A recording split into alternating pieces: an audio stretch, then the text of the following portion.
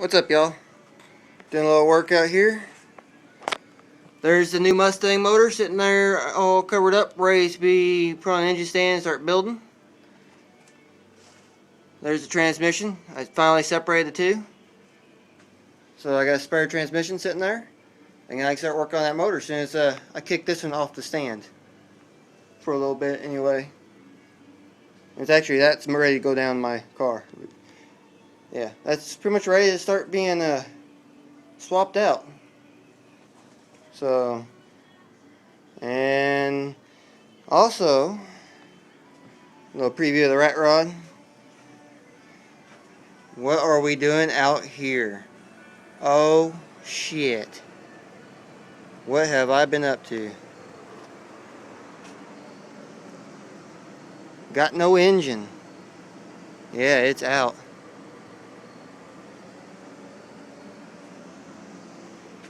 There it is. There's the old engine. I was hoping to be able to save some stuff off this, but luckily the head is completely good. Nothing wrong with it. And it's in actually really good shape. So I'm able to salvage that. I can salvage a bunch of shit. Got a nice header here that either I'm going to sell it to someone who needs it, or I'm going to chop it up and build a header out of it. Wiring harness. There's the radiator. But yeah, taking this wiring harness out just to make it a little easier to work on. It feels so weird just cutting the wiring harness right out with bolt cutters, because I don't need none of that. It feels so weird just to cut the whole harness out. But alright, let's get to the damage. Already knew it threw a rod because of that, but I didn't know how bad. Well, after looking some more, yeah, I was going to try to save this oil pan. As you can see, all the dents, there's another hole. Let's see if I can get this thing to focus. Yeah, there's another hole. I mean, there's all kinds of dents and shit. And get to the bottom. Yeah, that's part of a rod sticking out. Let's see if I can get the focus again. Yeah, it's like all tore to shit. That's all ripped open. As you can see, a little drip starting to drip. But as I started noticing, when I started getting it ready to be pulled and got the header out of the way, there's a crack in the block. There's a crack in the block. Yeah. So at this point, I've already determined the block is not savable. And then when we got up here, I noticed that the pistons weren't sitting right. Turns out these two pistons are just fine. They're working. These two no longer are connected to the crank. And this one here is already starting to pop out, so I was able to pull it out. And let me get this to a surprise. Started pulling it out, and what do I see? Bam! Yeah, catastrophic failure. Wrist pin failure. Yeah, there's holes in the cylinder wall. There's the rod. Still connected to the crank, twisted. Just destroyed the shit out of it. Piston's shot. Pretty sure this rod here is no longer connected to the crank at all at the crank. No telling where the rod shattered in between. These two pistons are alright. If I can bring this crank back up. Go the other way with it. Ugh. Number 4 has a nice chunk taken out of it. So this piston was about to detonate. So apparently this thing was running pretty damn good when it come apart like that. They must have had this thing just a flat getting it. I mean, holy shit. You don't see them do that very often.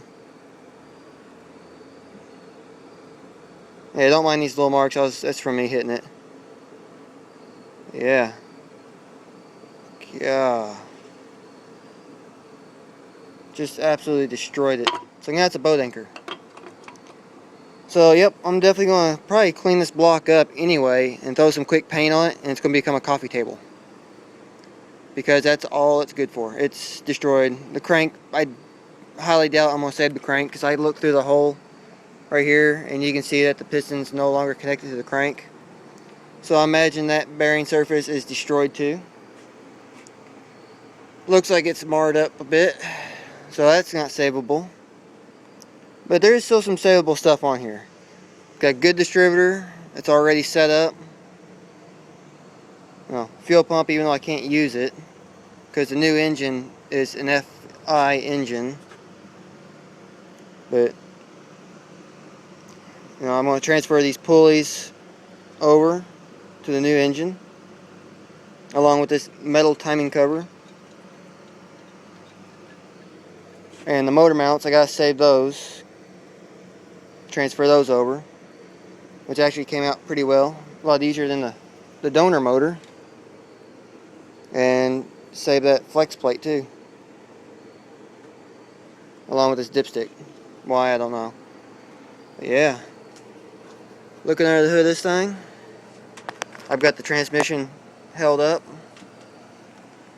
I left it in the car because I didn't feel like pulling it and making a big mess. Got the alternator up there, probably still in good shape. I'm going to swap it out for a 1-wire GM. Oil pan, which is pretty clean. Threw the bolts and shit in there. I got enough hose clamps to last me forever. Every hose on this car had a hose clamp, so this engine has been out before. Look at that. Snake skin. There's some more snake skin. Let's see, there's some more over on this side. There's the power steering pump.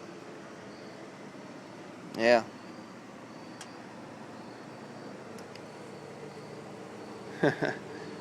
Also, pretty much a brand new starter. Hell yeah. So yeah, got some good, good headway on it today. Now I can start, tearing the rest of this junk out of here, start prepping it. I can start building my other engine up now. Now I got the head and carburetor intake and all that crap. Damn, this phone ain't focusing. There we go. Yeah, now I can start building the other engine. But yeah, just been getting some work done. And if you're needing Fox body parts, let me know, because it has actually a pretty decent interior if you clean it up. Other than the dash, got normal cracks, and the console, and the ignition's busted. But the seats are in really good shape. Just dirty as hell. So if you need the Fox body interior parts, or windows, or a chink wing, yep, that's where you need to go get it. What a shame. Yep. Alright. I'm gonna get back to work. It's starting to get dark. I gotta get this shit put up. So, there you have it. One blown 4-banger.